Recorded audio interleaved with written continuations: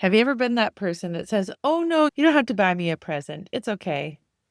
Meanwhile, secretly, you're like, "Please buy me a present." Or if you host a party and say, "Oh, no, it's okay. I'll do the food. Don't worry." And then you feel really overwhelmed and frustrated and then start feeling resentful. Today's tool is going to be learning about how to manage your own expectations. Now, why are these 12 days for Christmas calm with life coaching tools for Christmas joy so important? Because our brains are our central processing unit. So our brain is there to help us know how to navigate everything. And in our brain, we have two main parts, and they're kind of actually competing with each other. The lower brain is the reptilian brain, it's always scanning for danger. This is actually in our amygdala. And one of the ways I heard it described was that it's like the point guard.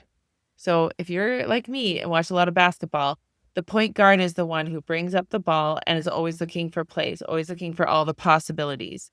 The amygdala is doing the same thing, but the amygdala is wired to look 5 times more to negative than to positive. So, for example, if you see a grizzly bear outside your window versus a rainbow, you're obviously going to put more clout in the grizzly bear than the rainbow because that's survival. Around Christmas time, if you overspend and then you don't have any money left to pay for your electricity bill, that is really important for you not to spend all the money because you actually do need to have a place to live, and electricity is really important, especially if you live in a very cold place. So you need to make sure that you stay warm. This tool is talking about how do we manage our own expectations. Now, growing up, my mom and my dad, every couple have a dance. And my mom would say to my dad, "Don't buy me anything for Christmas." And then my dad wouldn't buy her anything for Christmas. And then my mom would cry while stuffing the turkey because she didn't get a Christmas present. Managing expectations is challenging because she, on one side, said, "Don't buy me a present," but she actually expected him to. And then she would buy herself a book and read it for Boxing Day. So that was their dance. That was her not managing her own expectations. The reason I bring that up is that we all do these subconscious sabotages for ourselves. And when we don't realize that we're doing it, we can feel really discouraged and frustrated. Maybe even midday, we're finding ourselves grabbing some chocolate, going through the drive-through and getting a Starbucks. Like, that is why we are having the problem that we're having, okay? Is because we're not learning how to manage our own expectations.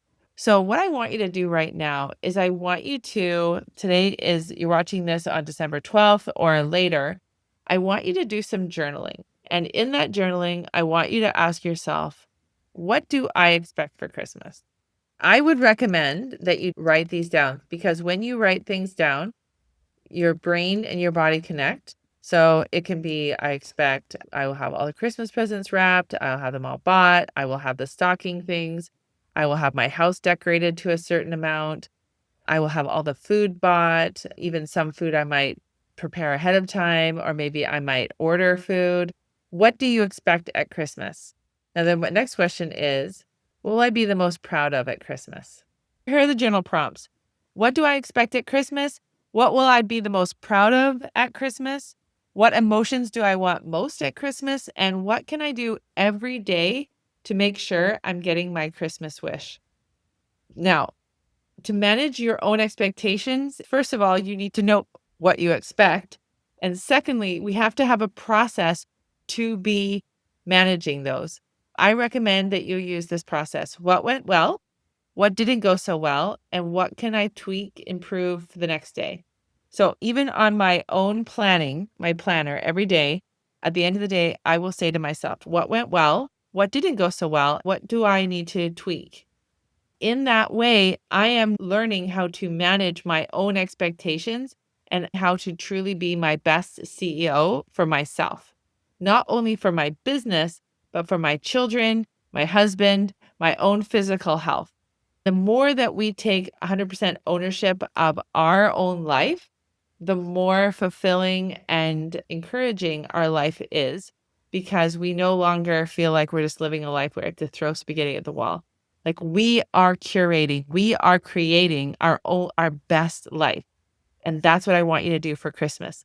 So if you are feeling stuck and if you are feeling like you don't know how to do this, I have this offer to book a call with me. I am here to help you.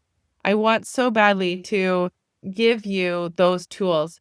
In fact, the day this is coming out is December 12th, and it's a special day because 5 years ago, I have a client who signed up to work with me on this day.